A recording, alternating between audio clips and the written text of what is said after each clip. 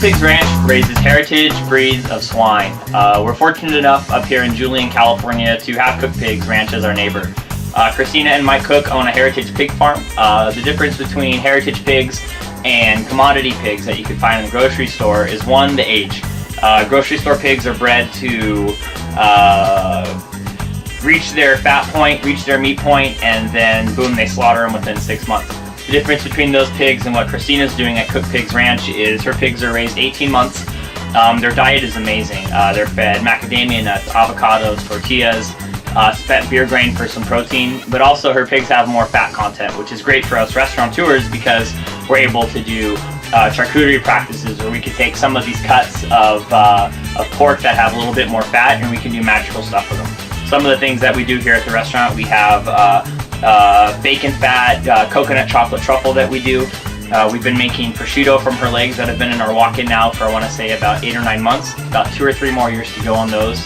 And then today we're going to be using her ground pork and we're going to be making hunter sausage.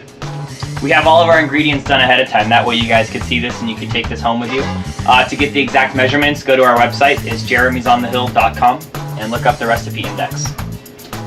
So here we have our ground pork. We're going to start off 2 pounds of ground pork. Add that to our mixing bowl.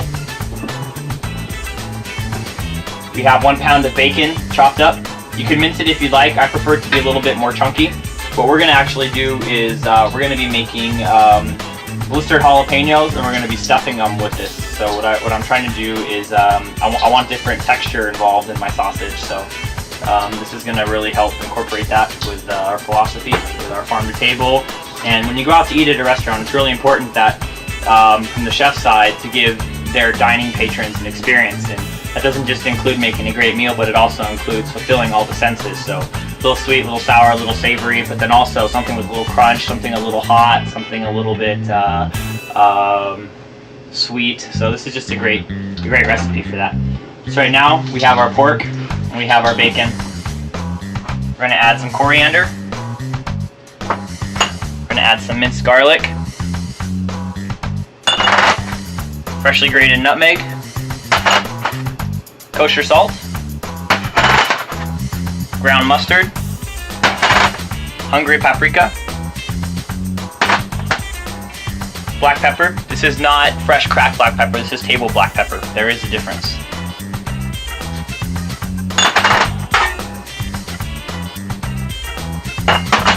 That was coriander seed, by the way. So what we're going to do is we're going to go ahead and mix all that up.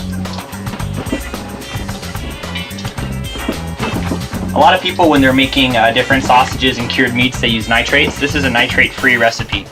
If you don't know what nitrates are, nitrates have been around since the Christopher Columbus days. It's something that was used to preserve meats. Modern research has shown that nitrates actually contribute to some cancers.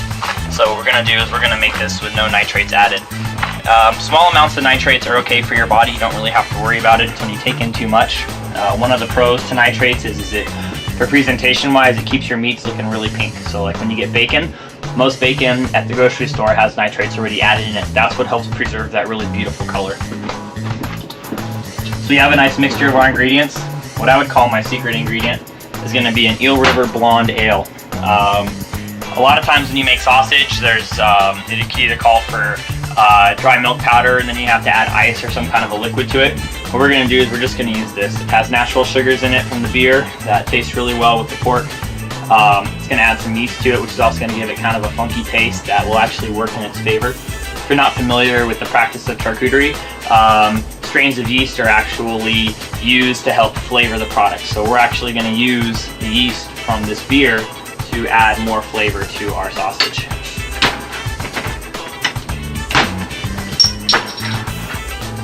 I'm going to go about half a cup.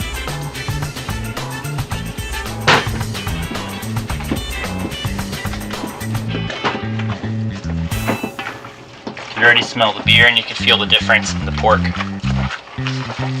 What's really great about sausage, if you make it from scratch like this, is you know everything that's going inside of it, but also you don't have to put it in a casing. If you wanted to put it in a hog casing, you're more than welcome to.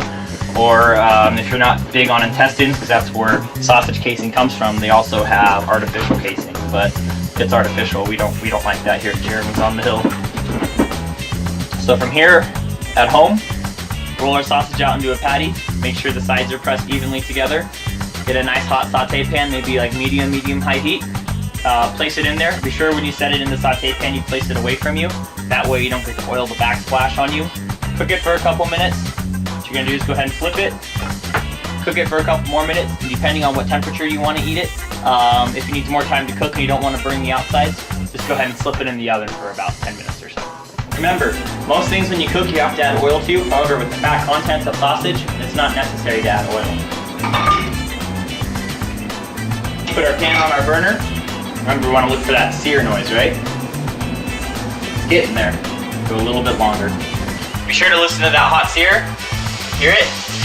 That's how you know your pan is ready and it's time to add your meat. What a sear does is it browns the outside of the meat and creates like a natural coating. What that does is it keeps the moisture inside of the vehicle that we are cooking.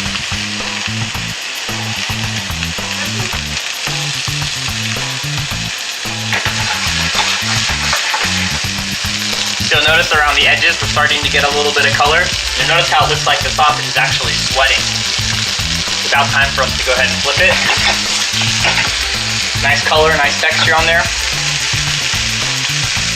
This is what I was talking about earlier. See that hard crust? That's what we're looking for.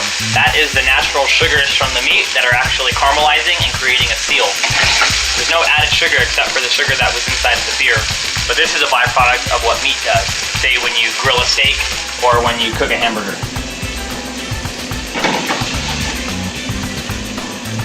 Feels good. We're at about medium right now. I'm gonna go ahead and turn it off.